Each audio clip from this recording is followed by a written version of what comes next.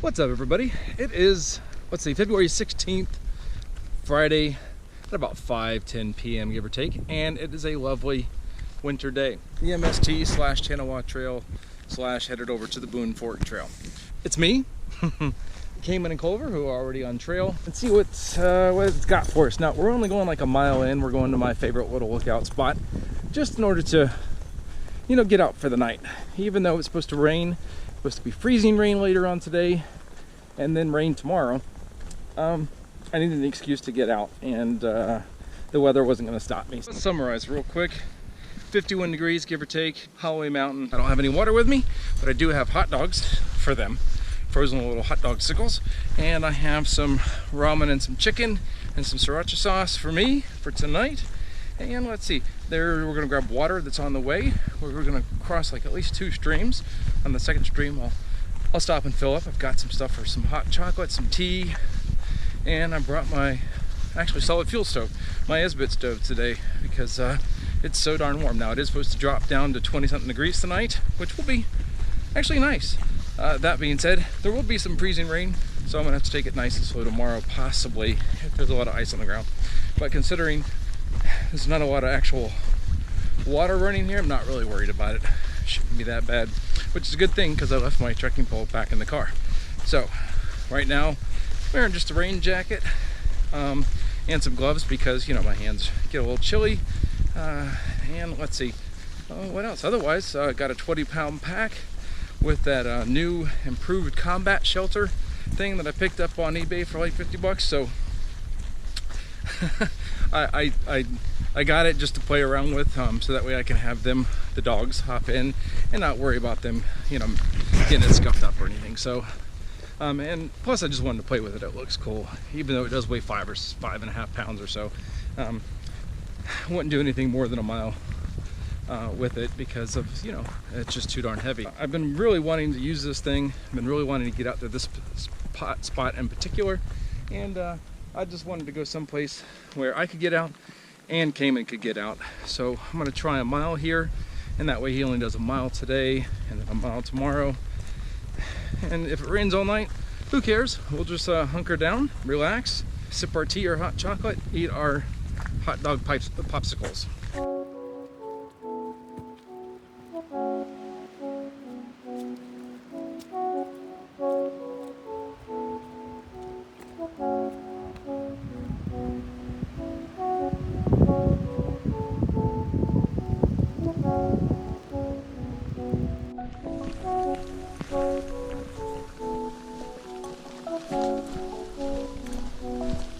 Okay, here's a little water source down there, which I think Cayman is already exploring.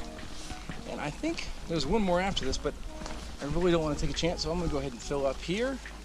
And yes, Cayman definitely went down and sat in the water source. So I'll go upstream from that, which is right in there, and go ahead and fill up. Now that we've got water, we are good to go. We're going to continue on. I bet you we only got maybe a quarter of a mile to go till we're at the place where I want to camp.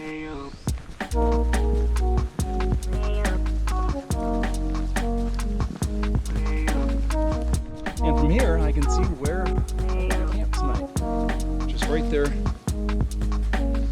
behind that big tree right up there. That's where I'm going to camp. I'm going to set up on that little knob there and enjoy the view.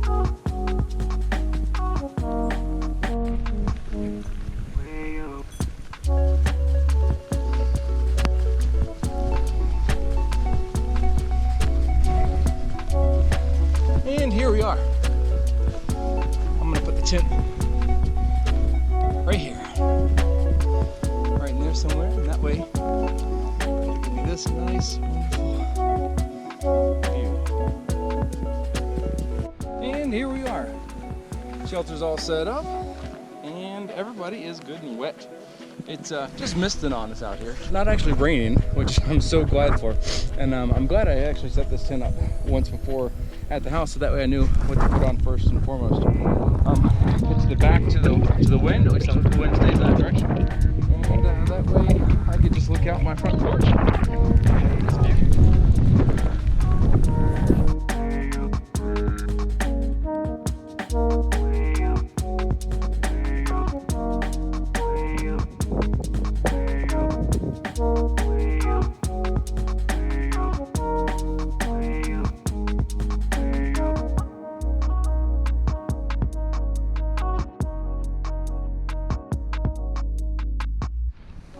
two somebodies know what time it is, and they know what these things are. Let me open them up. So let's see if I can. They're still frozen. Yep, they're definitely going to be popsicles. Okay, hold on. I don't want anybody to get cut now. Hold on. Okay, stop. So, let's see. Here you go. Oh, cool. Come. What are you doing? And there you go. 6:21 in the evening. Probably about 48 degrees or so. Temperature's dropping just a little bit. I'm all set up. The sleeping bag's out, ground mat's inflated, and everything's inside the tent that can really go in the tent. And I'll be honest, this tent is a lot smaller than I thought it was. Now, I did get in it, but somehow it didn't seem as small then as it does now. I don't know. I misjudged. So this is going to be a cramped night for sure, especially with two wet dogs. Yeah, wet dogs. But they do like their hot dog popsicles. You guys want another hot dog popsicle? Another one? One more? You guys don't really mind that they're frozen at all, do you? I don't know if you can see how wet this kid is, but she's pretty wet. She's dry in comparison because she doesn't have as much fur, and she didn't stay out in the rain as long.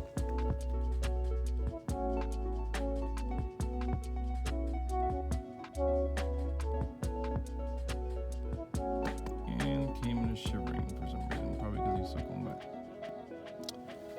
Well, that coupled with how wonderfully small this tent is and everything else, yeah, I think I know what I'm doing tonight. It's Saturday morning. We're around 7:45-ish. I don't even know what time it is, but I need to check, I guess, huh? But let's see. I had fully prepared in order to spend the night, and I didn't. So I guess I need to explain, right? Oh wait, first I have to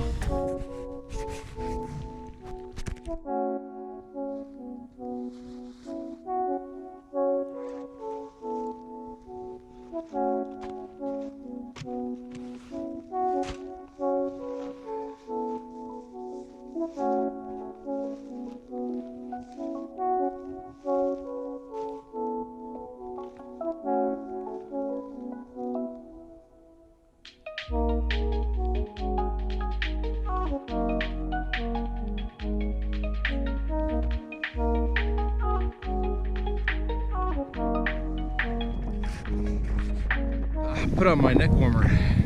The wind up here is getting a little chilly. The wind actually switched directions last night, so maybe that's a good thing that I actually took off.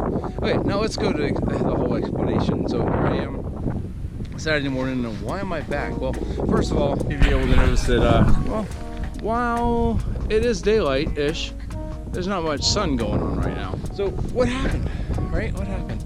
Well, first of all, it was raining, or sprinkling, misting, drizzling, whatever you want to say.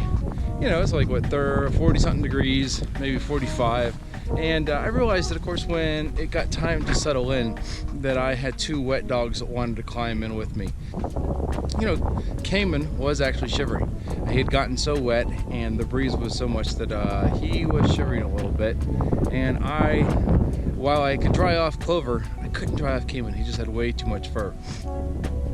So with that knowledge, I used that as an excuse in order to call the trip and go home. Now, I really wanted to see the first rays, so I woke back up at 6 o'clock in the morning for the 7:13 sunrise and hiked out here. Unfortunately, I didn't leave the house really anywhere near 6 o'clock, closer to 7, knowing that it was extremely overcast. But I still wanted to be here.